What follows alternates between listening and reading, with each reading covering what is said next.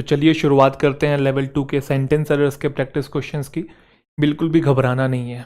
आपने 1% ये नहीं सोचना है कि भाई लेवल 2 है तो पता नहीं क्या ही हो जाएगा। बस सेंटेंसेस की लेंथ थोड़ी सी बढ़ा देते हैं, कॉन्सेप्ट वही यूज़ होते हैं जो कि हमने ईजी वाले में देखे। कॉन्सेप्ट कभी भी चेंज नहीं होते हैं, चाहे ईजी क्वेश्चन हो, हार्ड क्वेश्चन, कितना भी हार्ड आप बना लो, कॉन्सेप्ट वही रहता है। बस क्वेश्चन पूछने का जो पैटर्न है वो थोड़ा सा चेंज हो जाता है, लैंग्वेज थोड़ी सी डिफिकल्ट कर देते हैं, सेंटेंस की लेंथ बढ़ा देते हैं, तो आपको लगता है पता नहीं क्या ही हो गया, ये तो बच्चा कंफ्यूज हो जाता है। कंफ्यूज मत होइए, डरिए मत, थोड़ा अपने आप पे विश्वास रखिए। अगर कॉन्सेप्ट आपने अच्छे से पढ़े हैं, चीज़ें अच्छे से समझी हैं, रिवीजन की है, बार बार प्रैक्टिस की है, तो घबराइए मत बिल्कुल भी। आसान है चीज़ें, शुरू में मुश्किल लगती हैं और मैं मानता हूँ कि लगेंगी भी, बट आप लगाते रहेंगे क्वेश्चंस, बार बार इनके ऊपर हाथ आजमाते रहेंगे तो आपकी अपने आप इनके ऊपर प्रैक्टिस बैठ जाएगी।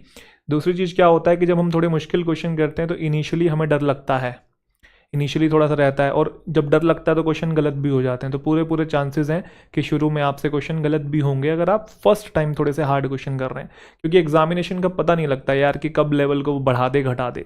हमें हर लेवल पे अपने आप को प्रिपेयर करके चलना है, बिल्कुल बेसिक से एडवांस लेवल तक जाना है, जिस लेवल तक हम जा सकते हैं, ताकि एग्जाम रेलिवेंसी मेंटेन रहे। इतना भी हार्ड नहीं कर लेना है कि एग्जाम के लेवल के ही परे चले जाएं, उसका कोई फायदा नहीं होगा। एग्जाम के डोमेन के अंदर रह के जिस लेवल तक जाया जा सकता है उस लेवल तक जाने की कोशिश करेंगे। तो चलिए शुरुआत करते हैं sentence errors practice questions level 2। Video को पॉज करेंगे भाई, पॉज करके खुद से बनाएंगे और फिर हम लोग सॉल्व करते हैं। रेडी, चलिए। When the police officer asked you your salary, you provided wrong information, haven't you? ध्यान से देखेंगे, यहाँ पे जो क्वेश्चन टैग यूज हुआ है वो haven't you यूज हुआ है, बट यहाँ पे जो वर्ब यूज हुई है वो V2 है। You provided wrong information, क्योंकि इसी क्लोज के लिए यहाँ पे ये क्वेश्चन टैग आया हुआ है। तो V2 के लिए have कब से आने लगा? V2 के लिए तो did आता है। दूसरा, अगर सेंटेंस आपका पॉजिटिव है तो टैग बनता है, नेगेटिव तो नोट भी आना चाहिए, डिंट होना चाहिए, और यू एज इट इज आ जाएगा, तो फोर्थ आंसर हो जाएगा डिंट यू। बाकी इसके अंदर भी मैं सब्जेक्ट वर्ब आपको आइडेंटिफाई करवाता चलूंगा ताकि आपके लिए आसान हो जाए सेंटेंस को तोड़ना, ठीक है। जब हमें सब्जेक्ट और वर्ब पता होता है ना, तो सेंटेंस आसानी से टूटा हुआ हमारे सामने आ जाता है, तो काफ़ी सारी चीज़ें हमें क्लियर दिखने लग जाती हैं। ये सब्जेक्ट है और ये आपकी वर्ब है, क्लियर। और इसमें यू उधर सब्जेक्ट है, प्रोवाइडेड क्या है, उसकी वर्ब है, और डिंट यू यहाँ पे क्या है, आपका क्वेश्चन टैग है। Under the terms of the new deal the channel can broadcast the next cricket tournament to be played among India and Australia. अगर आप ध्यान से देख रहे हैं, बिटवीन आना चाहिए क्योंकि दो की बात हो रही है। Under the terms of the new deal, under the terms of the new deal, under preposition होता है तो ये प्रेपोजिशनल ऑब्जेक्ट माना जाएगा। The channel can broadcast, channel subject है तो कैन ब्रॉडकास्ट उसकी वर्ब है, हेल्पिंग वर्ब और main verb. Can helping verb है, हेल्पिंग मॉडल वर्ब, और ब्रॉडकास्ट फर्स्ट फॉर्म है। क्या ब्रॉडकास्ट करने की बात हो रही है? द नेक्स्ट क्रिकेट टूर्नामेंट, जो कि खेला जाएगा। टू बी प्लेड पैसिव चाहिए, ये भी ठीक लिखा हुआ है। किसके बीच में? इंडिया और ऑस्ट्रेलिया के बीच में, क्लियर है। तो एरर हो गया फोर्थ पार्ट के अंदर। The complainants in their complaint, complainants मतलब जो कंप्लेन कर रहे हैं, the complainants in their complaint have been alleged that, भाई अपनी कंप्लेन के अंदर कंप्लेन करने वालों ने कुछ तथाकथित तौर पे आरोप लगाया है ना, तो एक्टिव चाहिए होगा, पैसिव कैसे आ गया? हैव बीन प्लस V3 तो पैसिव होता है, हमें हैव प्लस V3 चाहिए होगा, तो एक्टिव चाहिए। The complainants in their complaint have एलिज्ड, clear है। दूसरी बात, ये आपका सब्जेक्ट है, प्लूरल था, तो इसलिए वर्ब भी अगर आप देख रहे हैं यहाँ पे प्लूरल है। इन प्रेपो है, ये प्रेपो का ऑब्जेक्ट है, आप लोग जानते हैं। क्या एलिज किया है? That they were forced to leave their belongings unattended, कि उनको मजबूर किया गया कि उनको सामान को वहीं छोड़ के जाएं। तो फिर से दे सब्जेक्ट है, वर फोर्स्ड उसकी वर्ब है, देयर भी किसके लिए आया हुआ है? दे के लिए आया हुआ है, ठीक है। बिलोंगिंग्स टर्म भी ठीक लिखा हुआ, बाकी सब ठीक है। सेकेंड पार्ट के अंदर एरर है। According to the consultant a more detail analysis, गलत होता है, ये ए आर्टिकल एनालिसिस के लिए ये नाउन है। कैसा एनालिसिस? डिटेल्ड, ये वर्ब है ना, नाउन को मॉडिफाई करने के लिए एडजेक्टिव चाहिए होता है, और वर्ब एडजेक्टिव कब बनती है? या तो V3 हो या ING हो। तो डिटेल्ड एनालिसिस एक टर्म होता है, ठीक है। अकॉर्डिंग टू द कंसल्टेंट, एक मोर डिटेल्ड एनालिसिस जो होगा कस्टमर का, उसमें किसकी जरूरत है? नीड्स, सॉरी, एक डिटेल्ड एनालिसिस है कस्टमर की नीड्स का, and product pricing is required. तो अगर आप ध्यान से देखेंगे, अकॉर्डिंग टू प्रेपोजिशनल फ्रेज है, ये प्रेपो का ऑब्जेक्ट है। अ मोर डिटेल्ड एनालिसिस, जिसमें मेन सब्जेक्ट जो है वो एनालिसिस है, सिंगुलर है। किसका एनालिसिस चाहिए? ऑफ कस्टमर की नीड्स एंड प्रोडक्ट प्राइसिंग। तो ऑफ प्रेपो है और ये पूरा का पूरा प्रेपोजिशनल ऑब्जेक्ट है, तो एनालिसिस रिक्वायर्ड है। तो ये जो आपकी वर्ब है किसकी है, एनालिसिस की है। क्लियर, सिंगुलर है तो ऊबर भी सिंगुलर आ गया, सेकंड में आंसर हो जाएगा। एक बार देखते चलेंगे, डिडंट यू, बिटवीन, बीन और डिटेल्ड आ जाएगा। आइडेंटिफाइंग नर्चर, ये आपको पीडीएफ भी मिल जाएगी, आप डाउनलोड करके खुद भी सॉल्व कर सकते हैं। Identifying, nurturing and developing N employees talent is among the most important task of human resource development department. देखो अगर इधर आईएनजी है तो इधर भी है और इधर भी है। आइडेंटिफाई करना है, नर्चर करना है और डेवलप करना है किसको, एक एम्प्लॉई के टैलेंट को। तो ये अगर आप देखेंगे आइडेंटिफाई करना, नर्चर करना, डेवलप करना, कहीं ना कहीं ये पेयर में ही है, समझे कि नहीं। तो आइडेंटिफाई करना है, नर्चर करना है, डेवलप करना है किसको, एम्प्लॉय के टैलेंट को। तो इस जो है वर्ब इन्हीं के लिए आई हुई है, ये एक ही काम है, आइडेंटिफाई करो, नर्चर करो, डेवलप करो, ये एक ही काम है। तो ये अलग अलग वर्ब यहाँ आर नहीं लेंगे, यहाँ पे इजी रहेगा। इज क्यों रहेगा, क्योंकि आगे बोला है among the most important task, यहाँ पे गलती होगी। अमंग कब यूज होता है, दो से ज्यादा के लिए यूज होता है ना, तो पहली बात तो टास्क होना चाहिए। अब अगर आप इस बात को समझेंगे, बहुत सारे टास्क हैं, है ना, बहुत सारे टास्क हैं, उसमें से एक ये है आइडेंटिफाई करना, नर्चर करना और डेवलप करना किसको, एम्प्लॉय के टैलेंट को। तो ये एक ही टास्क है, इसलिए इन सबके लिए सिंगुलर वर्ब आई हुई है, ये पेयर में है कहीं ना कहीं, ये एक ही काम है। तो बहुत सारे काम में से एक काम है ये, अमंग बोला है ना, तो बहुत सारे काम में से ये एक काम है, इसलिए इन सब के लिए वर्ब सिंगुलर आई है। बट यहाँ टास्क प्लूरल चाहिए था, among the most important task हो जाएगा। तो आपका थर्ड पार्ट में क्या है, आंसर हो जाएगा। क्लियर है, कोई दिक्कत किसी तरीके की। A skilful advertiser may be able to create practically a monopoly of himself होता है, मोनोपोली ऑफ समवन होता है ना, तो मोनोपोली फॉर नहीं, मोनोपोली ऑफ। मोनोपोली मतलब आपका ही राज चल रहा है बस, बाकी सारे आपके आगे कहीं है ही नहीं, आपने अपना ही पूरा शासन जमा रखा है। Skilful advertiser may be able to create, skilful advertiser main subject है, मे बी उसकी जो वर्ब है, जिसमें मेन सब्जेक्ट वैसे एडवर्टाइजर है, स्किलफुल उसको मॉडिफाई करने वाला एडजेक्टिव है। क्या क्रिएट करने की बात हो रही है, practically a monopoly of himself, ठीक है। Not because his product is superior, तो हिज प्रोडक्ट सब्जेक्ट है, इज उसकी वर्ब है। अब सुपीरियर के साथ टू मत लगा देना, सुपीरियर टू समथिंग होता है, अगर कुछ बताना हो किसी चीज से सुपीरियर तो बात अलग है, this thing is superior to that thing. तो रटना नहीं है कि टू लगा दिया, जहां मन करेगा टू लगा दिया, ऐसा नहीं करना है। तो not because his product is superior but because he has succeeded, he subject है, हैज सक्सीडेड वर्ब है, ये सिंगुलर है तो ये सिंगुलर है, फिर ये V3 है।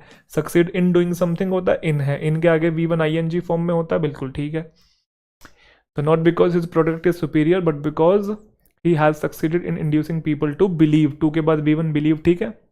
दैट इट इज, फिर से आपका ये सब्जेक्ट है, ये वर्ब है, एक और क्लोज है, तो कहाँ एरर है, सेकेंड पार्ट के अंदर है। The long gap needs to be bridged soon, gap को भरना चाहिए, खुद तो भरेगा नहीं, किसी के द्वारा भरा जाएगा।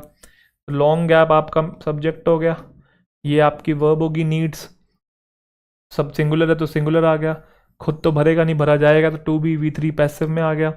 Because it has created a lot of unpleasant, तो गैप ने क्या क्रिएट किया है, इट सब्जेक्ट है, हैज़ क्रिएटेड उसकी वर्ब है, सिंगुलर सब्जेक्ट था, सिंगुलर वर्ब है। अ लॉट ऑफ के बाद एडजेक्टिव नहीं आता बेटा, अ लॉट ऑफ के बाद नाउन आता है। अनप्लेजेंट एडजेक्टिव होता है, अनप्लेजेंटनेस, जैसे unpleasant situation, unpleasant condition, unpleasant behaviour, ये एडजेक्टिव होता है, हमें नाउन चाहिए। अनप्लेजेंटनेस होता है, तो नेस सफिक्स लगाने से ये नाउन बनेगा। तो अ लॉट ऑफ अनप्लेजेंट जो है वो क्रिएट कर रहा है, अनप्लेजेंटनेस जो है क्रिएट कर रहा है फोर्थ पार्ट में। The company recently opened its first branch in Bangalore and will expand its operation to other state sooner. Company ने रिसेंटली ओपन की अब उसकी पहली ब्रांच, इस इट किसके लिए आया, कंपनी के लिए, ये सब्जेक्ट है और ओपन उसकी वर्ब है। कहाँ पे, बैंगलोर में। अच्छा, पास्ट की बात चल रही है ना, तो पास्ट में जब फ्यूचर की बात होती है तो हम विल नहीं वुड यूज करते हैं, ये मैंने आपको चैप्टर वाइज प्रैक्टिस कोर्स में भी बताया था, है ना। तो company recently open it's first branch in Bangalore and would expand its operation, फिर इट्स ठीक है, टू अदर स्टेट्स सूनर, ठीक है। कौन से पार्ट में हो गया, फिर थर्ड पार्ट में हो गया। Clear. The government is planning to sanction grants to pharmaceutical companies, government जो है वो प्लान कर रही है, क्या करेगी, सैंक्शन को ग्रांट्स करेगी, किसको, फार्मास्यूटिकल कंपनीज को, इसलिए कि इन्वेंट करें क्या, न्यू ट्रीटमेंट्स, किसके लिए, डिसीजेस, जैसे कि मलेरिया और ट्यूबरक्लोसिस। बताना है डिसीजेज जैसे diseases like this, diseases like that, about नहीं आता, लाइक आएगा सिमिलैरिटी शो करने के लिए, डिसीजेज लाइक मलेरिया और ट्यूबरक्लोसिस। गवर्नमेंट आपका सब्जेक्ट है, इज प्लानिंग आपकी वर्ब है, सब्जेक्ट का वर्ब, वर्ब का subject. To sanction grants, to के बाद सैंक्शन यहाँ पे देना, सैंक्शन मतलब देना, तो ये वर्ब है। क्या देना? ग्रांट्स को देना। किसको? फार्मास्यूटिकल कंपनीज को। क्या करने के लिए? इन्वेंट करने के लिए। फोर के बाद V1 ING भी ठीक है। इन्वेंट करेंगे क्या? New treatments. किसके लिए? डिसीजेज के लिए। कैसे डिसीजेज? मलेरिया और ट्यूबरक्लोसिस जैसे। फोर्थ पार्ट में है। With the sale of branded or premium petrol becoming almost nil due to high duties, a government-appointed panel has recommended slashing excise duty to make them at par regular level. With the sale of branded or premium petrol becoming almost nil, with prepo है ना, तो ये prepositional object हो जाएगा सारा का सारा एक तरीके से। जो सेल है ब्रांडेड और प्रीमियम पेट्रोल की, तभी तो यहाँ पे वर्ब नहीं है, ये आईएनजी वाली फॉर्म हमने पढ़ा है ना ये वर्ब के अंदर। आपने पार्टिसिपल पढ़े हैं कि नहीं पढ़े? पढ़े होंगे, मैं ये उम्मीद कर रहा हूँ, तभी एडवांस क्लासेस देख रहे हैं। तो यहाँ पे ये जो बिकमिंग किसके लिए आया हुआ है? सेल के लिए आया हुआ है ना, कि सेल जो है वो निल हो गई है, बिकमिंग निल है ना। तो सेल नाउन है, नाउन के बारे में बता रहा है, एडजेक्टिव है, तो ये पार्टिसिपल है, प्रेजेंट पार्टिसिपल जिसे हम लोग कहते हैं, ठीक है, वर्ब नहीं है। ऑलमोस्ट निल हो गई है, किस वजह से? इस वजह से, हाई ड्यूटीज की वजह से। तो हुआ क्या है फिर? या कॉमा होना चाहिए था, गवर्नमेंट अपॉइंटेड पैनल, तो ये आपका सब्जेक्ट है, मेन सब्जेक्ट पैनल हो गया। उसने रिकमेंड किया है, तो उसकी वर्ब क्या होगी? हैज रिकमेंडेड हो गया। क्या करना है? रिकमेंड किया कि भाई स्लैश कर दो, कम कर दो, क्या? एक्साइज ड्यूटी, ताकि क्या किया जा सके? To make them at par. At par का मतलब होता है इक्वल, तो कह रहा है एक्साइज ड्यूटी कम कर दो ताकि उसका, वो देम को ना भी पता लगाते हैं, देम, तो एक्साइज ड्यूटी कम कर दो ताकि उसको बराबर लाया जा सके रेगुलर लेवल पे। तो किसको बराबर लाया जा सके? किसकी एक्साइज ड्यूटी कम करनी है भाई? पेट्रोल की करनी है ना, तभी तो उसकी सेल नील हो रही है। तो यहां पेट्रोल के लिए देम कैसे आ जाएगा भाई? इट आ जाएगा, ठीक है। एक्साइज ड्यूटी भाई कम कर दो ताकि वो बराबर आ जाए। एट पार का मतलब बराबर आना, पार, पैरिटी, डिस्पैरिटी, पैरिटी मतलब इक्वालिटी, डिस्पैरिटी मतलब इनइक्वालिटी है ना, पैर का मतलब इक्वल होता है। तो ये देम नहीं, इट आएगा जो कि पेट्रोल के लिए चाहिए। तो कौन सा आंसर हो जाएगा? फोर्थ हो जाएगा। Hand writing is an art form just like painting, drawing and sketching. This art can develop by individuals, नहीं कैन बी डेवलप्ड, कि ये आर्ट खुद थोड़ी डेवलप करेगी खुद को, की जाएगी किसी के द्वारा, तो पैसिव चाहिए होगा। आगे बाय भी लिखा हुआ है। हैंड राइटिंग सब्जेक्ट है, इज उसकी वर्ब है। एंड आर्ट एकदम ठीक है, वर्बल साउंड है, क्योंकि लाइक के बाद पेंटिंग, ड्राइंग और स्केचिंग, पैरेललिज्म भी मेंटेन हो रहा है। दिस आर्ट सब्जेक्ट है, कैन बी डेवलप्ड उसकी वर्ब है भाई। बाकी सब ठीक है। Many people in India cherish a desire to immigrate, नहीं दोस्त, एमिग्रेट आएगा। पूछो क्यों? इमिग्रेट का मतलब, पहले एमी का समझो। एमी का मतलब कहीं जाना, और इमी का मतलब कहीं आना। इंडिया से कोई डॉक्टर यूएसए चला गया, ये मैंने कॉमनली कंफ्यूज वर्ड्स में वो कैब के सेशंस में पढ़ाया है। इंडिया से कोई डॉक्टर यूएस चला गया, तो हम बोलेंगे देखो देखो एमिग्रेट कर गया। बट यूएस वाले क्या बोलेंगे? देखो देखो ये इमिग्रेट किया है। हम बोलेंगे एमिग्रेट किया गया है, ई से एग्जिट। और यूएस वाले बोलेंगे आया है, तो ये इमिग्रेट करके, इसलिए उसको इमिग्रेंट्स बोलते हैं। एमिग्रेंट्स और इमिग्रेंट्स सुना होगा, एमिग्रेंट्स जाने वाला, इमिग्रेंट्स आने वाला। तो यूएस वाले बोलेंगे देखो इमिग्रेट करके आया है, तो इमिग्रेंट्स आया है ना। तो मैनी पीपल जो है इंडिया में चेरिश करते हैं, उनकी एक इच्छा होती है कि वो क्या करें? डेवलप्ड कंट्रीज में जाएं, ना कि आए, जाएं, वो इंडिया से जाना। तो एग्जिट चाहिए, आई से इन, ई से एग्जिट, थर्ड में हो जाएगा। Dolphins are truly out of the ordinary because of their intelligence, and among the many creatures that share the earth for us, they come closest to humankind in terms of familial traits, emotions and learning. देखो पहले पूरा पढ़ लिया करो, अगर पढ़ते पढ़ते error मिल जाए तो बहुत अच्छी बात है, नहीं मिले तो फिर वन बाय वन तोड़ा करो। कैसे तोड़ते हैं? सब्जेक्ट वर्ब को पकड़ो, बस अपने आप टूट जाएगा। ये सब्जेक्ट है, ये वर्ब है। Dolphins are truly out of the ordinary, truly out of the ordinary, ठीक है। आउट ऑफ द ऑर्डिनरी का मतलब होता है एक्स्ट्रा ऑर्डिनरी, समझे कि नहीं? तो ये एक तरीके का एडजेक्टिव है और ये उसको मॉडिफाई कर रहा है, एडवर्ब है। डॉल्फिन्स आर, ठीक है, क्यों? बिकॉज ऑफ देयर इंटेलिजेंस, उनकी इंटेलिजेंस की वजह से वो एक्स्ट्रा ऑर्डिनरी हैं। एंड अमंग, अमंग के लिए तो प्लूरल चाहिए, and among the many creatures, और उन सारे क्रिएचर्स में से एक है। ये दैट किसके लिए आया हुआ? क्रिएचर्स के लिए, जो क्रिएचर्स शेयर करते हैं। तो ये प्लूरल, तो ये भी प्लूरल। क्या शेयर करते हैं? अर्थ। किसके साथ? हमारे साथ। फॉर नहीं आएगा, विद आएगा, समझे? That share the earth with us. They come closest, they कौन है? डॉल्फिन्स। कम उसके लिए वर्ब है। क्लोजेस्ट टू होता है ह्यूमन काइंड, तो ह्यूमन काइंड के सबसे क्लोजेस्ट है डॉल्फिन्स। किस टर्म्स में? फेमिलियल ट्रेट्स में। ट्रेट्स मतलब बिहेवियर, इमोशंस में और लर्निंग्स में। तो सेकंड आंसर हो जाएगा earth with us. Are business firms were full aware, देखो वही ट्रूली आ गया ना। बिजनेस फर्म्स आपका सब्जेक्ट है, ये आपकी वर्ब है। अवेयर आपका एडजेक्टिव है, उसको मॉडिफाई एडवर्ब करेगा, तो बेटा fully aware, fully aware second आएगा ना। Are business firms were fully aware of the problems they were going. Fully aware है किस चीज के? प्रॉब्लम से, जो प्रॉब्लम्स वो फेस करने वाले हैं। बीच में दैट होना चाहिए यहाँ पे, दैट या which, of the problems that they were going to face, वो लिखा नहीं है।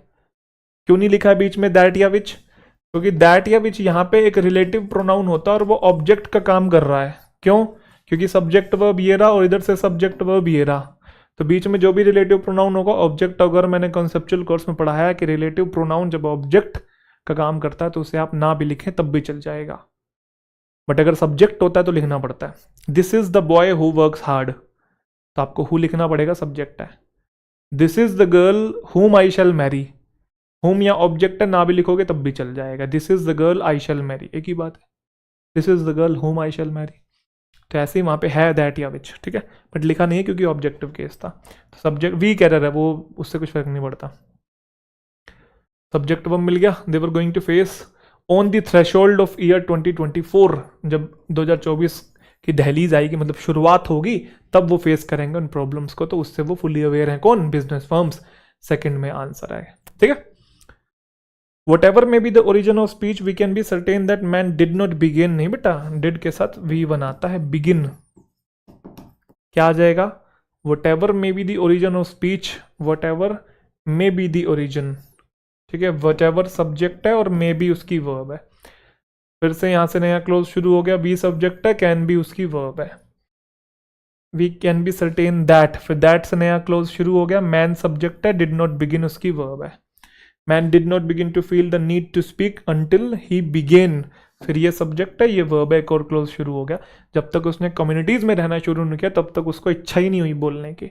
When the guest entered the room, they found him lying, आना चाहिए ना, they found him doing something, याद है ना, found him talking to her, they found him going there, है ना, तो lied नहीं lying आना चाहिए। अच्छा lying ही क्यों आएगा? तो आपको ध्यान होगा, लाई ले लेन, ठीक है। अब आगे ओन है, ओन मतलब प्रेपो, ये मैंने पढ़ाया हुआ है, ले लेड लेड। ओन है आगे, प्रेपो है, तो प्रेपो है तो वहां इंट्रांजिटिव वर्ब चाहिए होगी, ऊपर वाली इंट्रांजिटिव होती है, बट उसकी आईएनजी फॉर्म चाहिए होगी। तो फर्स्ट फॉर्म की आईएनजी फॉर्म क्या बनती है? लाइंग बनती है, इसलिए लाइंग आएगा। तो they found him lying on the floor with the box in his right hand, तो गेस्ट सब्जेक्ट है, एंटर्ड उसकी वर्ब है, दे सब्जेक्ट है, फाउंड उसकी वर्ब है, हिम उसका ऑब्जेक्ट है। क्लियर है? और ये लाइंग है क्या? वैसे यहाँ पे पार्टिसिपल है जो कि हिम के बारे में बता रहा है, हिम लाइंग ना, वी फाउंड हिम लाइंग, हमने उसको पाया। क्या? कैसे पाया? लेटे हुए पाया उसको फ्लोर पे, ठीक है भाई। चले अगला question. It is notable and welcome that the ministry of environmental and forest is to issue approvals online in a time bound manner with clear timelines in place for the various sub steps along the way. तो it subject है, ये उसकी verb है।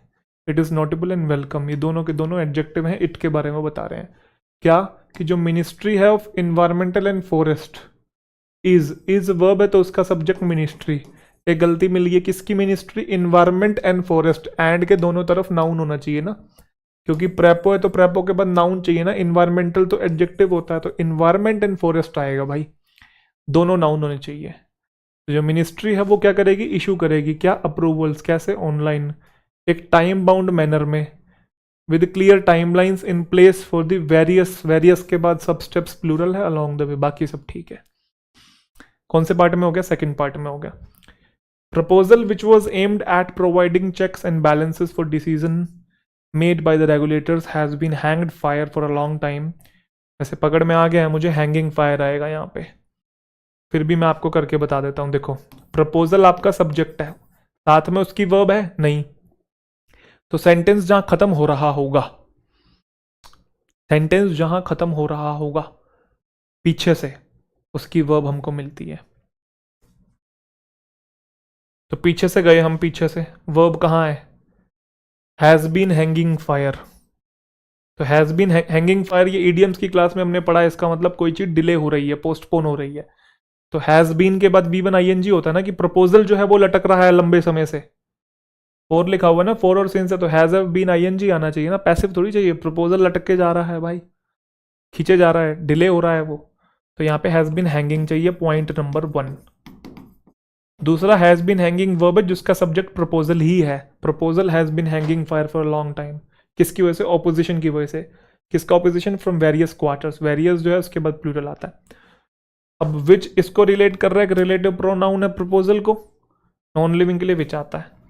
Was aimed एक verb है जिसका subject which ही है, यहाँ पे सब्जेक्टिव केस में है ये, ठीक है, विच सब्जेक्ट ऑब्जेक्ट दोनों होता है। प्रपोजल जिसका एम क्या था, एम्ड एट, ठीक लिखा हुआ है, ठीक है, एट के बाद V1 ING फॉर्म में आता है, ये भी ठीक है। इसमें प्रोवाइड करवाना है चेक्स को और बैलेंसेस को, किसके लिए, डिसीजन के लिए।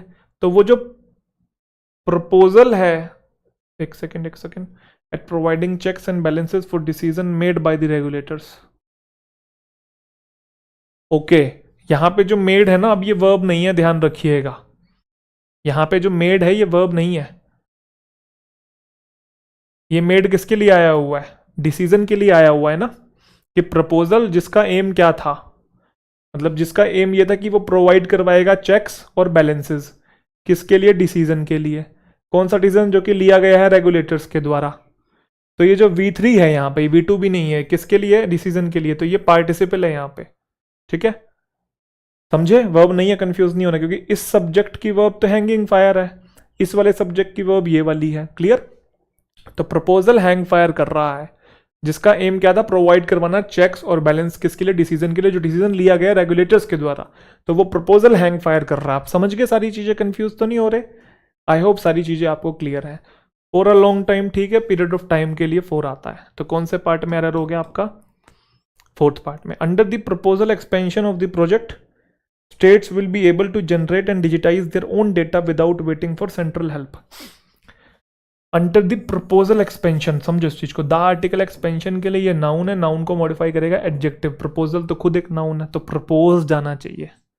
तो अंडर द प्रपोज्ड एक्सपेंशन, जो एक्सपेंशन, प्रपोज एक्सपेंशन मतलब जिसका सुझाव दिया गया, तो प्रोजेक्ट को एक्सपेंड करने का जो सुझाव दिया गया, उसके तहत जो स्टेट्स हैं, will be able to generate, state subject है, विल बी एबल में विल बी उसकी वर्ब है।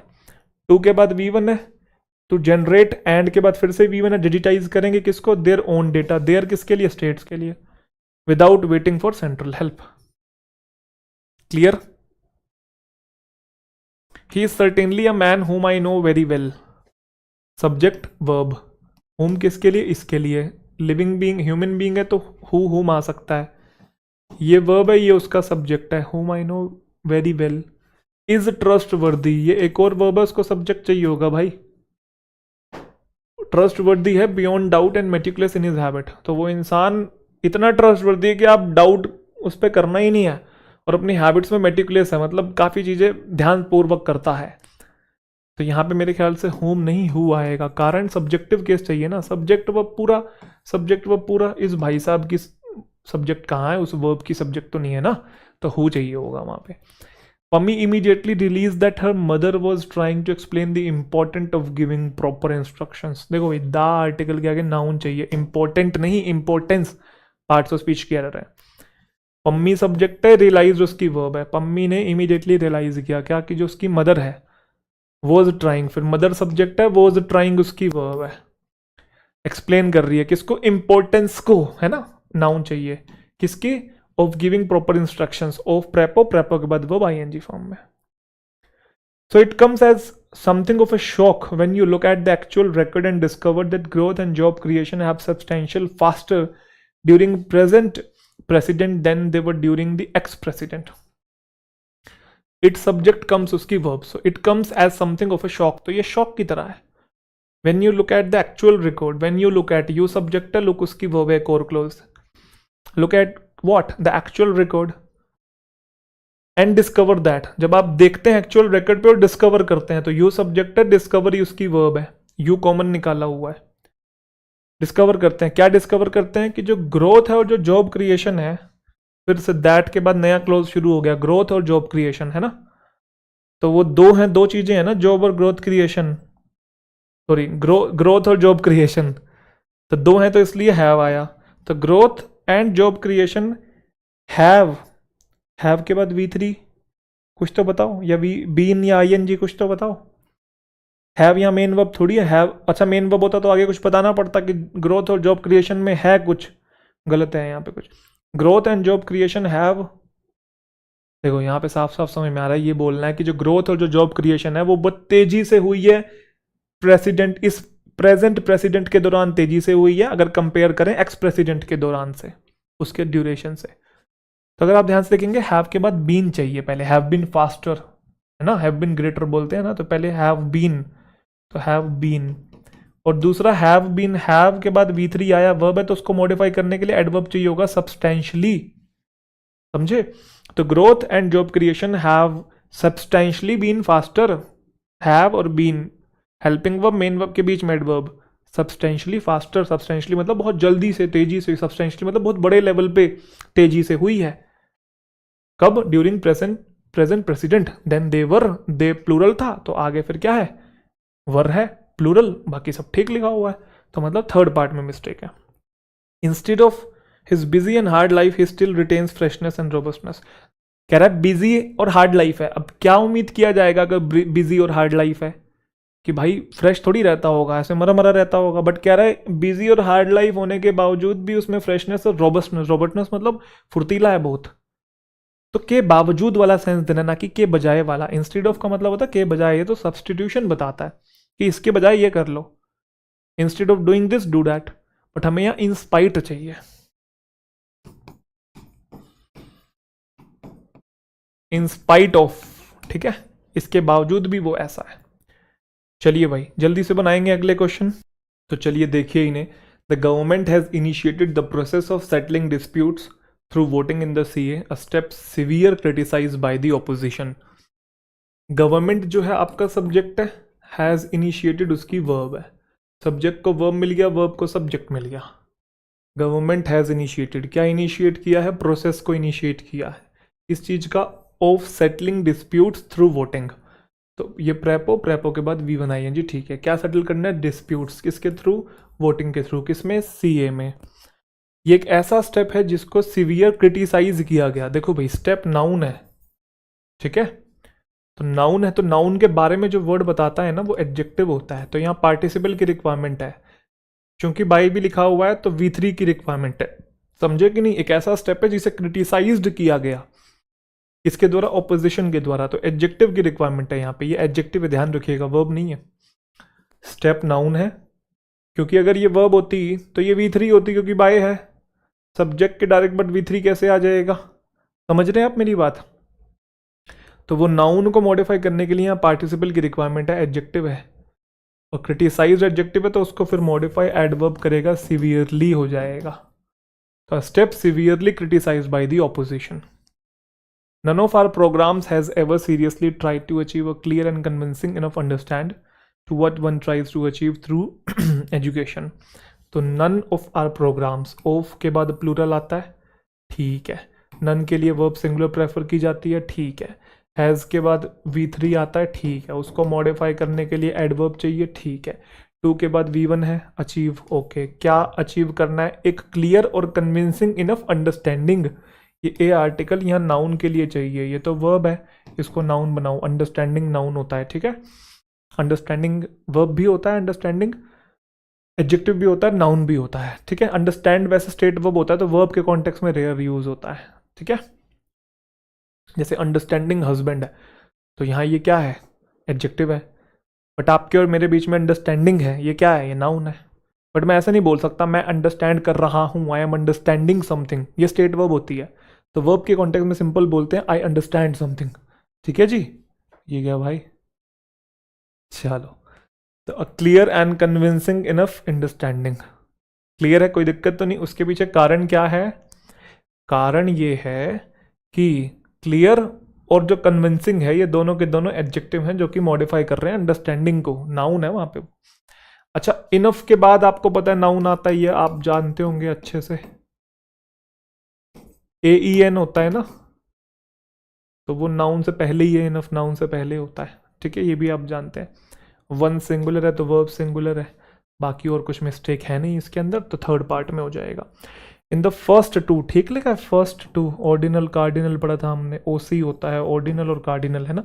In the first 2 months of this fiscal, fiscal मतलब फेलियर, ट्रैक्टर सेल्स हैव आएगा ना, have seen a drop of about 5%, ठीक है। तो पहले 2 महीने में ऑफ दिस फिस्कल, अच्छा यहाँ फिस्कल, सॉरी वो फियास्को होता है, सॉरी, जो फेलियर होता है वो फियास्को होता है, फिस्कल वो फिस्कल ईयर से रिलेटेड है, फाइनेंशियल से रिलेटेड है ये वाला, ठीक है, मैं कंफ्यूज हो गया था। In the first 2 months of this fiscal tractors, मतलब फाइनेंशियल ईयर के पहले 2 महीने की बात कर रहा है, तो ट्रैक्टर सेल्स जो है उसमें ड्रॉप देखा गया कितना, अबाउट 5%। हाउएवर द इंडस्ट्री जो है वो वेट कर रही है फॉर द मॉनसून, ताकि वो आए at a firm conclusion about growth prospects for the current year. तो इसके अंदर और कुछ मिस्टेक है, हैव के बाद V3 ठीक है, ड्रॉप ठीक है, अबाउट 5% भी ठीक है, इंडस्ट्री सब्जेक्ट है, इज वेटिंग उसकी वर्ब है, for monsoon to really arrive 2 के बाद V1 है। अच्छा, ये 2 के बाद V1 है, इन्फिनेटिव होता है, और स्प्लिट इन्फिनेटिव करके आपने कॉन्सेप्ट पढ़ा होगा। एक्चुअल में इन्फिनेटिव स्प्लिट भी होता है, कुछ ग्रामेरियंस कहते हैं कि स्प्लिट होता है, कुछ कहते हैं कि नहीं होता है। इन्फिनेटिव के बीच में नॉट और नेवर तो कभी नहीं आता है, उस केस में तो स्प्लिट नहीं होता, बट कभी कभी बीच में एडवर्ब आ जाता है, तो कुछ कुछ लोग सही मानते हैं, कुछ गलत मानते हैं, इसलिए इसके ऊपर क्वेश्चन नहीं बनेंगे एग्जाम में। At a firm conclusion, A article conclusion के लिए फर्म मॉडिफाई करने वाला एडजेक्टिव है, about growth prospects for the current year, ठीक है, इसके अंदर और कोई मिस्टेक नहीं है। तो आपका हैव सीन इनफ अंडरस्टैंडिंग और severely criticised. When the remix stayed true to the original, the addition of flute and mouth harp वो मुंह से बजाते हैं, वो इंस्ट्रूमेंट होता है, made the rendition more appealed, नहीं अपीलिंग आएगा। देखो, रिमिक्स स्टेड ट्रू, रिमिक्स आपका सब्जेक्ट है और स्टेड उसकी वर्ब है, टू दी ओरिजिनल होता है ना, म्यूजिक हम लोग बनाते हैं, ओरिजिनल होता है उसका रिमिक्स बना देते हैं, बट कभी कभी बिल्कुल ही अलग बना देते हैं, बट कभी कभी वैसा जैसा है वैसा ही बनाने की कोशिश करते हैं। तो रिमिक्स जो है, जब वो ओरिजिनल के बिल्कुल आसपास ही रहता है, ओरिजिनल जैसा ही रहता है, तो उसमें क्या बोल रहा है कि जो एडिशन है फ्लूट का, जो बांसुरी बजाई जा रही है, और जो माउथ हार्प है, उसकी वजह से जो नया रेंडिशन है, मतलब जो नया रिमिक्स आया है, वो मोर अपील्ड गलत हो गया, अपील्ड वर्ब हो गया ना, आई अपील्ड समवन, तो यहाँ रिक्वेस्ट करना थोड़ी है, अपीलिंग आएगा, अपीलिंग का दूसरा नेम अट्रैक्टिव होता है, तो मोर अपीलिंग, समझे। तो वो जो रेंडिशन मतलब जो नए वाला वर्जन है ना, वो ज्यादा अट्रैक्टिव लगता है अगर फ्लूट भी आ जाए उसके अंदर और माउथ हार्प भी आ जाए तो। क्लियर, पक्का, जिसमें एडिशन सब्जेक्ट है आपका और मेड उसकी वर्ब है। when we were aware that she had received many awards and was facilitated on account for her wisdom, on account for नहीं होता, ऑफ होता है, on account of का मतलब होता है because of, तो ये सब्जेक्ट है, ये वर्ब है, फिर से ये सब्जेक्ट है, ये वर्ब है, many के बाद प्लूरल है, तो she had received many awards and she was facilitated, तो ये वर्ब किसकी है, she की ही है, facilitate का मतलब उसको सम्मानित किया गया, किसकी वजह से, उसकी विजडम की वजह से, ऑन अकाउंट ऑफ होता है, ठीक है, on account of something. Arguments usually follow the pattern that is there are certain things we typically do, ये सब्जेक्ट है, ये वर्ब है, उसके लिए बीच में उसको मॉडिफाई करने के लिए एडवर्ब चाहिए होगा वर्ब को, ठीक है। तो आर्ग्यूमेंट सब्जेक्ट हो गया, फॉलो उसकी वर्ब होगी, क्या फॉलो करते हैं, पैटर्न। अच्छा, कैसे फॉलो करते हैं, यूजुअली, तो ये एडवर्ब है, that is there, that is, arguments usually follow the pattern that is, okay, there are certain things, there के बाद जो verb होती है उसके बाद वाले शब्द पर डिपेंड होती है, there is a boy, there is a girl, yes or no, there is a boy, there is a girl, but there are 2 boys, there are 2 girls, तो आगे वाले शब्द पर डिपेंड होता है कि सिंगुलर आएगा, प्लूरल तो प्लूरल, ठीक है। ये सब्जेक्ट है, ये वर्ब है। फिर से डू नॉट डू में ये हेल्पिंग वर्ब है और ये मेन वर्ब है, ये मिला के एक वर्ब है, उसका सब्जेक्ट वी ही है। We do something, we do not do something, तो वी कॉमन निकाला हुआ है बस। इनके बाद V1 ING आर्ग्यूइंग, उसमें कोई दिक्कत नहीं है। To portray what a fairness cream does without any sort of comparison और visual reference are very difficult, गलत है, यहाँ पे इज आएगा। कारण समझना इस चीज को। To portray what a fairness cream does, तो ये 2 + V1 जो है ना, ये मेन सब्जेक्ट है। इन्फिनेटिव जब सब्जेक्ट होता है सिंगुलर होता है। To walk is good for health, to teach is a good profession, है ना। टू पोर्ट्रे, क्या पोर्ट्रे करना है कि क्या एक फेयरनेस क्रीम कर सकती है बिना किसी कंपैरिजन के और विजुअल रेफरेंस के, तो वो पोर्ट्रे करना डिफिकल्ट है कि क्या एक फेयरनेस क्रीम कर सकती है बिना किसी कंपैरिजन के और विजुअल रेफरेंस के, तो वो बड़ा डिफिकल्ट है। इसलिए आपने जो एडवर्टीजमेंट देखी होगी फेयरनेस क्रीम की, उसमें दिखाते हैं कि देखो इसका रंग पहले ऐसा था, फिर उसने ये 5 रुपए वाली फेयर एंड लवली लगाई, अब उसका रंग ऐसा हो गया है। पहले उसको नौकरी नहीं मिल रही थी, उसकी शादी नहीं हो रही थी, उससे लोग बात नहीं कर रहे थे, अब नौकरी भी मिल गई है, कई कई ऑफर आ गए हैं, शादी भी हो गई है, बहुत बढ़िया रिश्ता आ गया है, लोग भी बहुत सारे दोस्त बन गए हैं। तो कह रहा है कि बिना किसी कंपैरिजन के और विजुअल रेफरेंस के पोर्ट्रे करना कि क्या फेयरनेस क्रीम कर सकती है, वो पोर्ट्रे करना डिफिकल्ट है। तो मेन सब्जेक्ट 2 + V1 था, वो सिंगुलर होता है, तो इसलिए वर्ब सिंगुलर बोलूँ। हाँ ठीक है जी। What a fairness cream does, तो फेयरनेस क्रीम सब्जेक्ट है, डज उसकी वर्ब है, ठीक है, और इसके अंदर कोई भी मिस्टेक नहीं है, तो 4th हो जाएगा। बाय द टाइम ही वोन, याद होगा बाय द टाइम के साथ V2 आता है, उसके आगे वाले पार्ट में हैड + V3 आता है, यहाँ नहीं है, यहाँ पे आएगा। हमने टेंस की क्लास में पढ़ा था ये। तो जो कॉन्सेप्ट क्लिक कर रहा है वो तो डायरेक्ट क्लिक करेगा, जो नहीं क्लिक कर रहा है उसको 1 by 1 आपको तोड़ना होगा, सब्जेक्ट वर्ब के चंक्स को पकड़ पकड़ कर। समझ में आ रही है बात। By the time we won, by the time he won his commission, by the time he won his commission the senior officers had started seeking, आएगा ना, हैड स्टार्टेड डूइंग समथिंग, तो ये सब्जेक्ट वर्ब हो गया। इधर से ये subject और इनकी वर्ब होगी, क्योंकि हैड टू + V1 का मतलब है करना पड़ता था। करना पड़ता था का मतलब नहीं है कि जिस समय तक ये हुआ उससे पहले ये हो चुका था, है ना। तो फर्स्ट एक्शन और सेकंड एक्शन वाला डिफरेंस है यहाँ पे, तो ये ठीक है। तो जब तक उसने कमीशन जीती तब तक तो सीनियर ऑफिसर्स जो है एम्प्लॉयमेंट कहीं और सीख करना उन्होंने शुरू कर दिया था। तो स्टार्टेड डूइंग समथिंग होता है, तो सीकिंग एकदम ठीक है।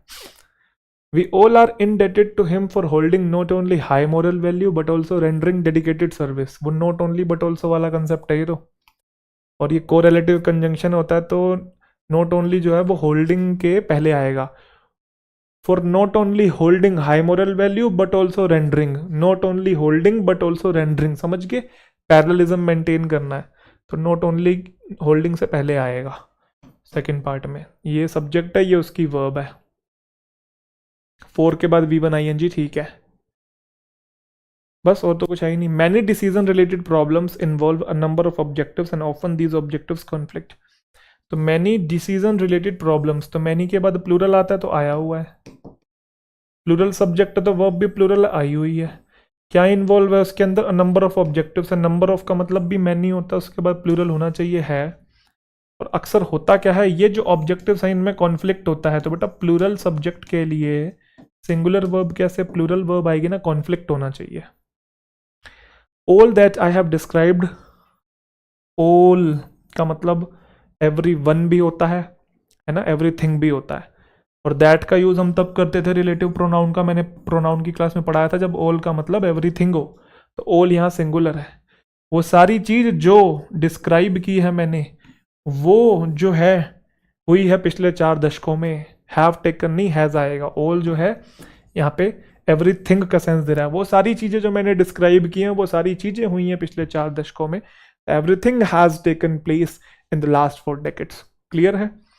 इसमें ये सब्जेक्ट है, हैव डिस्क्राइब्ड उसकी वर्ब है, इस वाले वर्ब का सब्जेक्ट आपका ऑल है।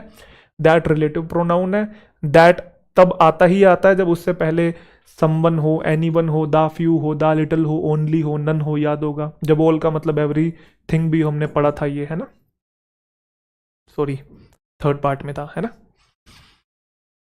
He further said there is no purpose in waiting for the final approval since both felling of trees and commencement of work would have already taken place based on in principle approval. He further sad, past की बात चल रही है तो is कैसे, was आएगा ना। सबसे पहले टेंस देख लिया करो, फिर सब्जेक्ट वर्ब देख लिया करो, वो ना मिले तो तोड़ लिया करो, तोड़ के भी ना मिले तो प्रोनाउन देख लिया करो, प्रोनाउन ना मिले तो प्रेपो देख लिया करो, एडजेक्टिव एडवर्ब देख लिया करो, वहीं घुमा फिरा के मिली जाती है। सेंटेंस की लेंथ कितनी बढ़ा लो, कंसेप्ट तो वही है ना जो हमने बेसिक वाला पढ़ा है। तो ये सब्जेक्ट होगी, ये वर्ब होगी। फिर से देयर इंट्रोडक्टरी सब्जेक्ट हो गया आपका, there was, he further said there was no purpose in waiting, in और उसके बाद ING। तो for the final approval, final approval के लिए वेट करने का कोई सवाल ही नहीं बनता, वो ये बोल रहा है। क्योंकि सिंस यहाँ क्योंकि का सेंस दे रहा है, कंजंक्शन है।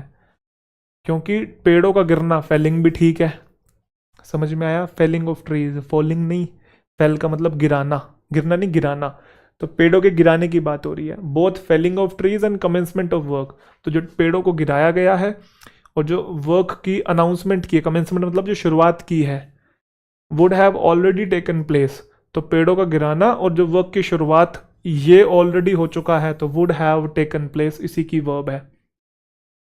समझे, किसकी, पेड़ों के गिराने की और वर्क के शुरू होने की वर्ब है, would have already taken place, ठीक है। और बोथ के साथ एंड आता है, वो भी ठीक लिखा हुआ है। ये किस चीज पे शुरुआत हुई है इसकी, based on the in principle approval के उस पर शुरुआत हुई है। इन प्रिंसिपल का मतलब कोई चीज थियोरेटिकल है, प्रैक्टिकल नहीं है, अभी उसको करके नहीं देखा गया, बस थ्योरी में एग्जिस्ट करता है। तो मिस्टेक कहाँ है, फर्स्ट में। Infuse a sense of joy and enthusiasm into your daily, infuse का मतलब ऐड करना, इनकॉर्पोरेट करना, ऐड करो एक सेंस ऑफ जॉय और एंथुजियाज्म अपनी डेली लाइफ में, इनटू योर डेली वर्क में, to make it more interesting. तो ये V1 से शुरुआत हो रहा है, इंपेरेटिव सेंटेंस हो सकता है बिल्कुल, bring me a glass of water, ऐसे infuse a sense of joy, infuse करना है क्या, सेंस ऑफ जॉय, और एंथुजियाज्म मतलब जोश लेके आना है किसमें, इनटू योर डेली वर्क, वो भी ठीक है, ताकि क्या किया जा सके, काम को, to make it more interesting, काम को और बेहतरीन और इंटरेस्टिंग बनाया जा सके। नो एरर है इसके अंदर भाई। A non banking financial company is a financial institution similar to आएगा ना, क्योंकि इंस्टीट्यूशन के बारे में बताना है, नाउन के बारे में बताएगा तो एडजेक्टिव चाहिए, सिमिलर टू, तो non banking financial company subject है, इज उसकी वर्ब है, कि वो एक ऐसा फाइनेंशियल इंस्टीट्यूशन है जो कि सिमिलर होता है एक ऐसे बैंक से, but it can not issue cheque books to customers, तो इट सब्जेक्ट है, कैन नॉट इशू उसकी वर्ब है। By present for ladies in their absence is very difficult task, verb को सब्जेक्ट नहीं चाहिए होगा, या तो टू बाय करो, इसे इन्फिनेटिव बनाओ, इन्फिनेटिव भी सब्जेक्ट होता है, या इसे जेरेंड बनाओ, बाइंग कर दो। समझ में आया कि नहीं, जैसे smoking is injurious to health, ऐसे buying is difficult task, smoking cigarettes is injurious to health, ऐसे buying presents is a very difficult task, समझे। तो बाइंग प्रेजेंट्स ये जेरेंड है, ये जेरेंड का भी ऑब्जेक्ट है, और प्रेपो है तो ये प्रेपो का भी ऑब्जेक्ट है, ये प्रेपो है तो ये प्रेपो का भी ऑब्जेक्ट है। वो वर्ब थी, उसे सब्जेक्ट चाहिए था, तो यही बनेगा। अब यहाँ पे या तो नाउन होता, या फिर जेरेंड होता, या इन्फिनेटिव होता, क्योंकि ये सारे सब्जेक्ट बन सकते हैं, प्रोनाउन भी बन सकता है, तो हमने उसे बाय को बाइंग कर दिया। देखते चल रहे हैं भाई, कोई दिक्कत ना हो। The implementation of the scheme, बनाओ बनाओ, आप वीडियो को पोज करो, बनाओ।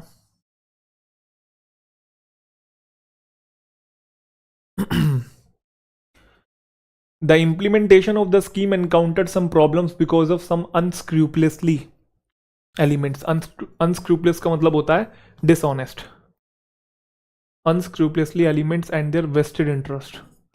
ये सब्जेक्ट है, ये उसकी वर्ब है, ये प्रेपो का ऑब्जेक्ट। क्या एनकाउंटर किया, कुछ प्रॉब्लम्स, किसकी वजह से आई है ये, किसकी, बिकॉज ऑफ प्रेपोजिशन होता है, तो कुछ अनस्क्रूपलेसली एलिमेंट्स गलत हो गया। एलिमेंट्स नाउन है तो उसको मॉडिफाई करने के लिए एडजेक्टिव चाहिए, LY नहीं आएगा, अनस्क्रूपलेस एडजेक्टिव आएगा। अशरारती तत्व की वजह से हुआ, और उनके जो इंटरेस्ट हैं, कि उन्होंने जो ये बीच में इंटरफेयर किया है, किसी इंटरेस्ट की वजह से तो किया होगा ना। वेस्टेड इंटरेस्ट का मतलब कि आपका उस चीज़ में पर्टिकुलर कुछ इंटरेस्ट है, तभी आप वो चीज़ कर रहे हो, ठीक है। देयर किसके लिए आया हुआ है, ये भी मेरे ख्याल से एलिमेंट्स के लिए आया हुआ है, because of some unscrupulous elements and their vested interest. Elements यहाँ पर्सन्स के लिए यूज किया गया, डिसऑनेस्ट पर्सन्स, इसका मतलब है डिसऑनेस्ट पर्सन्स, ठीक है। Every one of us must have experience how people have to put up with a good deal of discomfort while travelling. Put up with का मतलब होता है टॉलरेट करना, बर्दाश्त करना। Every one of us must have experienced, must have experience मतलब जरूर किया होगा, सब्जेक्ट है उसका एवरीवन, ये प्रेपो का object. How people have to, people plural है तो हैव टू, कि कैसे उनको ये करना पड़ता है, तो कंपल्शन दर्शाना है तो have to do something, have to put up with. क्या है? A good deal of discomfort, discomfort आपका अनकाउंटेबल नाउन है तो उसके लिए अ गुड डील ऑफ ठीक लिखा हुआ है। वाइल ट्रैवलिंग, कोई मिस्टेक नहीं है इसके अंदर, नो एरर है। Plunging international crude oil prices and the subsequently lowered of fuel prices come as a moral booster for the auto industry. तो जो गिर रहे हैं इंटरनेशनल ऑयल प्राइसेस और जो उसी के साथ साथ लोअर हो रहे हैं, एंड है ना, तो जब एंड के इधर आईएनजी है तो इधर भी तो आईएनजी होगा ना, लोवरिंग होगा। और लोवरिंग क्या है? प्लंजिंग, यहां जेरेंड है ना, सब्जेक्ट बन के आया हुआ है, समझे कि नहीं? जो प्लंज हो रहे हैं ऑयल प्राइसेस और जो कम हो रहे हैं fuel prices, come as a moral booster, तो ये वर्ब का सब्जेक्ट है। हाँ समझे ना, देखो देखो देखो, बहुत बढ़िया क्वेश्चन है ये, मैं भी पहले कंफ्यूज हो गया था कि जेरेंड है, जैसे ये नाउन है सब्जेक्ट बन के आया हुआ है तो इसकी वर्ब सिंगुलर होनी चाहिए, कम्स नहीं होना चाहिए था, बट फिर मैंने देखा यहाँ पे हम लोवरिंग भी तो कर रहे हैं, तो एक जेरेंड ये है, एक जेरेंड ये है, दो जेरेंड किससे जुड़े हुए हैं? एंड से, तो एक और एक तो दो बन गए ना, दो नाउन जब एंड से जुड़ते हैं तो प्लूरल नहीं बन जाते। ये पढ़ाया है मैंने सब्जेक्ट वर्ब एग्रीमेंट की क्लास में, जब सिर्फ सिंगल इन्फिनेटिव हो तो सिंगुलर वर्ब लेता है, बट दो इन्फिनेटिव एंड से जुड़े हो तो प्लूरल वर्ब आती है। ऐसे ही सिंगल जेरेंड हो तो सिंगुलर वर्ब आता है, दो जेरेंड एंड से जुड़े हो तो प्लूरल वर्ब आता है, दो जेरेंड एंड से जुड़े हुए हैं। दूसरी चीज, जेरेंड अगर नाउन है तो नाउन का मॉडिफाई एडजेक्टिव करेगा, सब्सिक्वेंट होना चाहिए, ये भी ध्यान रखिएगा। Plunging international crude oil price and the subsequent lowering of fuel prices come as a moral booster for the auto industry. The principal rewarded the dance teacher because teaching the children to perform so well। क्या गलती है भाई? Principal ने reward किया dance teacher को, subject है, verb है और ये ऑब्जेक्ट है। क्यों किया? क्योंकि उन्होंने टीच किया बच्चे को कि कैसे परफॉर्म करना, मतलब बढ़िया परफॉर्म कैसे करना है। मेरे को याद आई एक चीज़, अगर आपको भी याद आई तो बता दीजिएगा, हर कोर्स के अंदर मैंने ये चीज़ सिखाई है आपको। बिकॉज ऑफ प्रेपोजिशन होता है और बिकॉज जो होता है आपका कंजंक्शन होता है। अब वही सेम एग्जांपल ले रहा हूं मैं ताकि आपको याद आ जाए। I was ill, sorry because से समझते हैं, because I was ill I could not attend the class, because I was ill I could not attend the class. तो आई वॉज इल और I could not attend the class, दो clauses को जोड़ रहा है बिकॉज, क्योंकि वो conjunction है। I could not attend the class because of my illness, because of preposition है इसलिए उसके बाद preposition का object है illness, और यहाँ पे सिर्फ एक ही क्लोज है, I could not attend the class because of my illness। समझे? तो हम ये तब यूज करते हैं भाई कंजंक्शन जब दो दो क्लोज हो, अदरवाइज preposition अगर आप ध्यान से देखेंगे ये सब्जेक्ट है, ये वर्ब है, डांस टीचर ऑब्जेक्ट है। अब आप मुझे बताओ कि teaching the children to perform so well कहाँ है सब्जेक्ट और वर्ब, एक और क्लोज है क्या? नहीं, तो यहाँ बिकॉज नहीं बिकॉज ऑफ चाहिए होगा, प्रेपो चाहिए, तभी प्रेपो के बाद ये V1 ING बन के आया हुआ जिसे नाउन या जेरेंट कहते हैं। तो प्रिंसिपल ने रिवॉर्ड किया डांस टीचर को क्योंकि because of teaching the children to perform so well, क्योंकि उसने टीच किया बच्चों को बढ़िया तरीके से परफॉर्म करना सिखाया।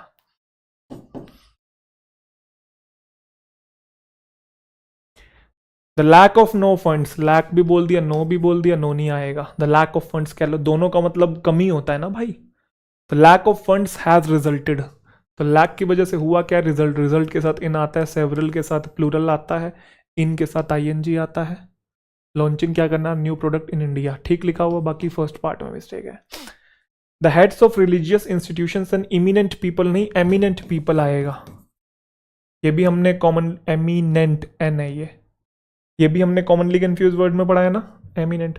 कॉमनली कंफ्यूज वर्ड्स काफी इंपॉर्टेंट है, मिस नहीं करना किसी भी बच्चे ने। एमिनेंट,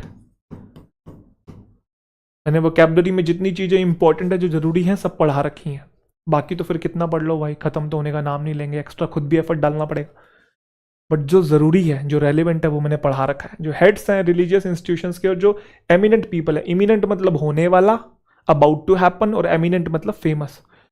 फेमस लोग जो हैं वो साथ आए हैं ताकि सुनिश्चित किया जा सके कम्युनल हार्मनी को। तो हेड्स प्लूरल है इसलिए प्लूरल था। The company's new project can not be launch unless the approval of the board. समझो, कंपनी का जो न्यू प्रोजेक्ट है, सब्जेक्ट है और ये वर्ब है, उसको लॉन्च नहीं किया जा सकता। कब तक? जब तक अप्रूवल नहीं आ जाता। Unless the approval of the board. Unless तो भाई, अनलेस जो होता है ना वो तो कंजंक्शन होता है, दो क्लोजेस को जोड़ता है कंडीशन बताने के लिए कि अनलेस दिस हैपन, कि यदि ऐसा नहीं होगा तो वैसा भी नहीं होगा, यदि ऐसा करोगे तो वैसा हो जाएगा। ये तो कंडीशन बताता है, कंडीशन नहीं बताना, टाइम रेफरेंस देना है कि कंपनी का न्यू प्रोजेक्ट जो है वो लॉन्च नहीं हो सकता। या तो बोलो टिल दी अप्रूवल या अनटिल, दोनों लगा सकते हैं, क्योंकि टिल और अनटिल दोनों कंजंक्शन भी होते हैं, प्रेपोजिशन भी होते हैं। यहां प्रेपोजिशन की रिक्वायरमेंट है क्योंकि आगे एक और क्लोज नहीं है, तो टिल और अनटिल दोनों लगा सकते हो। वैसे टिल लगाना ज्यादा प्रेफरेबल है क्योंकि नोट का सेंस कहीं ना कहीं आ रहा है पहले, क्योंकि टिल और अनटिल में टाइम रेफरेंस तो देना है, कंडीशन तो नहीं देना है कि जब तक अप्रूवल नहीं आ जाता। बट टिल और अनटिल में इसका मतलब होता है जब तक नहीं और ये जब तक, क्योंकि सेंटेंस में ऑलरेडी थोड़ा नेगेटिव सेंस आ रहा है इसलिए टिल यूज कर लो। The company's new project can not be launch till the approval of the board. Police nabbed notorious criminal, notorious मतलब कुख्यात, तो पुलिस ने दबोच लिया, पकड़ लिया एक नोटोरियस क्रिमिनल को, who had been terrorising builders, जो कि डरा रहा था बिल्डर्स को काफी समय से और एक्सटोर्टिंग कर रहा था। देखो ना आईएनजी यहाँ पे है तो इधर भी आईएनजी आएगा ना, और उनको एक्सटोर्ट कर रहा था, उनसे हफ्ता वसूल रहा था, मनी एक्सटोर्ट कर रहा था from them for the past 2 years। चलिए जी, लास्ट 4 क्वेश्चन देखते हैं। लगा कुछ मुश्किल कि नहीं लगा? वो नाम के ही बड़े क्वेश्चन है, बस नाम के ही आपको लगेगा अरे भाई क्या ही पूछ लिया, ऐसा कुछ भी नहीं है, बहुत आसान है, थोड़ा रिलैक्स्ड होके करेंगे आप तो। और मैंने कुछ नया यूज भी नहीं किया, सारे वही कॉन्सेप्ट यूज कर रहा हूँ जो पढ़ाए हैं, उन्हीं कॉन्सेप्ट से हर एक क्वेश्चन को सॉल्व कर रहा हूँ, कुछ नया बता ही नहीं रहा मैं, क्योंकि नया होता ही नहीं है ना भाई। 99% वही चीजें, इक्की दुक्की नहीं आ गई तो फिर उसमें तो भाई मैं भी कुछ नहीं कर सकता, लैंग्वेज है ये, ठीक है। लैंग्वेज में कहीं से फिर कुछ भी बन जाएगा, 1% तो कुछ भी किसी को, आप चाहे कोई टीचर भी क्यों ना हो उसके सामने भी ऐसी चीज़ें प्रेजेंट कर दो वो भी शायद नहीं बता पाए। और सिर्फ लैंग्वेज में नहीं, किसी भी सब्जेक्ट में कर सकते हो आप, अगर बनाना ही है डिफिकल्ट तो फिर। Various employees whom we met accord the sentiments expressed by the CEO of the company. Subject है, इसकी वर्ब साथ में नहीं है, पीछे से चलो, ये है, ये नहीं है, ये तो पार्टिसिपल है, इधर से आओ, अकॉर्ड द सेंटिमेंट्स ये है, सब्जेक्ट को वर्ब मिल गया V2। वेरियस एम्प्लॉयज ने एको किया, एको मतलब एक्सप्रेस किया, किसको? सेंटिमेंट्स को। सेंटिमेंट्स जो एक्सप्रेस किए गए सीईओ के द्वारा, तो ये सेंटिमेंट्स नाउन है, तो नाउन के बारे में बता रहा है, तो ये एडजेक्टिव है, ये पार्टिसिपल है, ठीक है। फिर से आपका ये वर्ब है और ये सब्जेक्ट है, सब्जेक्ट को वर्ब मिल गया, सब्जेक्ट को वर्ब मिल गया, ये ऑब्जेक्ट है, होम एम्प्लॉयज के लिए आया हुआ है, ह्यूमन बीइंग है, वो भी ठीक है, कोई मिस्टेक नहीं है भाई इसके अंदर, नो एरर है। The new concession announced by the government will only have a marginalized effect on the lives of people। जो नया कंसेशन आया ना गवर्नमेंट के द्वारा, उसका ना के बराबर इफेक्ट होगा। मार्जिनलाइज्ड का मतलब होता है ओप्रेस्ड क्लास, उत्पीड़ित लोग या निचले तबके के लोग या वंचित लोग जिनको सुख सुविधाएं या रिसोर्सेज नहीं मिल रहे हैं, ठीक है। तो यहां ना के बराबर का सेंस देना, मार्जिनल आएगा, मार्जिनल, ये इफेक्ट नाउन है, ये मॉडिफाई करने वाला एडजेक्टिव है। The new concession announced by the government will only have a marginal effect on the lives of the people। Concession subject है, अब ये उसकी वर्ब नहीं है, ध्यान रखिएगा, ये पार्टिसिपल है, यहाँ पे V3 एडजेक्टिव की तरह काम कर रहा है, जो कि कंसेशन नाउन के बारे में बता रहा है, पैसिव नहीं गया हुआ, क्योंकि पैसिव होता तो फिर ये V2 कैसे हो सकता है, आप ये V3 कैसे आ सकता बिना बी की फॉर्म के, समझे कि नहीं? तो ये पैसिव है ही नहीं ना।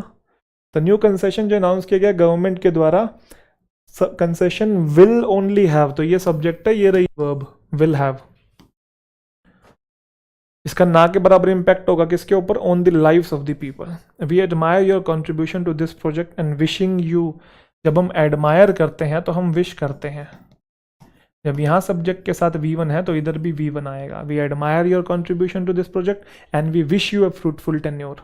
Obese people without an overt manifestation of heart disease experience silence cardiac damage. नहीं होगा, साइलेंट होगा। ये नाउन है, नाउन को मॉडिफाई करने के लिए नाउन नहीं चाहिए होगा, आपको एडजेक्टिव चाहिए होगा, तो यहाँ पे साइलेंट आएगा।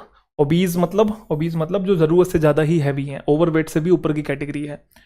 तो ओबीज लोग जिनका ओवर्ट मैनिफेस्टेशन नहीं होता हार्ट डिसीज का, वो लोग एक्सपीरियंस करते हैं साइलेंट कार्डियक डैमेज। क्या मीनिंग है इसका? कोई इंसान ज़रूरत से ज़्यादा हैवी, एग्जाम्पल के तौर पे ओवरवेट से भी ऊपर की कैटेगरी जो मैंने बताई, अब वो किसी बीमारी की वजह से भी हो सकता है, ज़्यादा खान पान की वजह से भी, लाइफस्टाइल की वजह से, कैसे भी किसी भी रीज़न की वजह से कोई इंसान ओबीज है। अब उसके अंदर किसी भी तरीके का कोई हार्ट डिसीज़ नहीं है, किसी भी तरीके का। तो रिसर्च या स्टडी ये कह रही है ऐसे लोगों में साइलेंट कार्डियक डैमेज के चांसेस ज़्यादा रहते हैं, एक्सपीरियंस करता है वो साइलेंट।